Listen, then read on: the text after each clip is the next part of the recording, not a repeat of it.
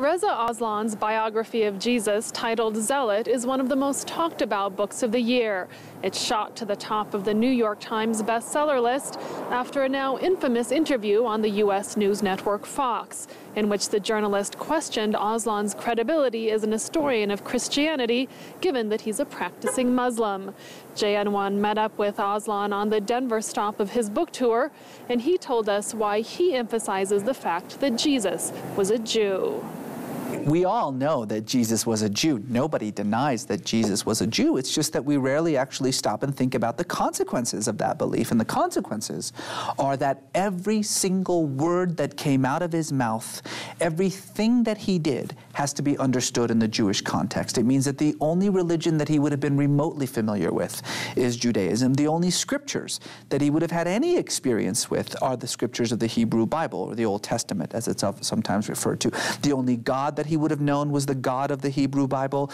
And so that means that when we look at the things that Jesus said and the things that Jesus did, we must understand them exclusively in its Jewish context. Does that get us any closer to sort of an interfaith understanding of Jesus? What's important to focus on is the values that Jesus preached, because that is historically fixed.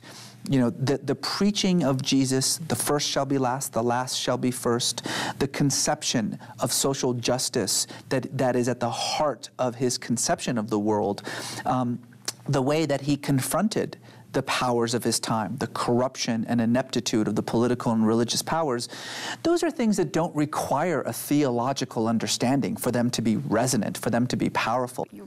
Reza Aslan is based in the U.S., but he was born in Iran, and much of his writing and commentary is about the Middle East. He expressed optimism about the recent change in tone in Tehran's dealings with the West. The path is before us for a breakthrough, not just in the nuclear negotiations, but for a kind of rapprochement between the United States and Iran.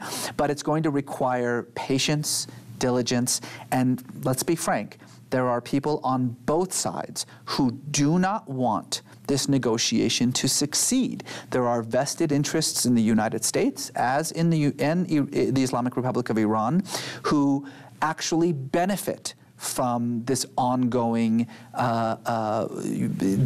distrust. And meanwhile, you have Israel who's saying, wait, nothing has changed, that this new president is a wolf in sheep's clothing. That's one of the vested interests that I'm referring to. I mean, Israel, for its own domestic reasons, does not want to see any kind of rapprochement between the U.S. and Iran, but that's also true of Saudi Arabia.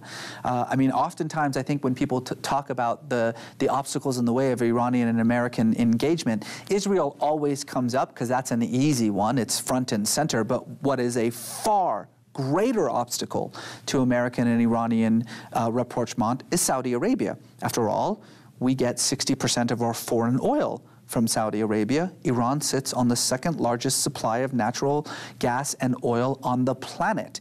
A warming of ties between the Americans and the Iranians would be very bad for the Saudi bottom line. Reza Aslan's work has never shied away from controversy, whether he's writing about the most pressing political issues in the Middle East or about the most influential religious figures in history. I'm Mary McCarthy for JN1 in Denver.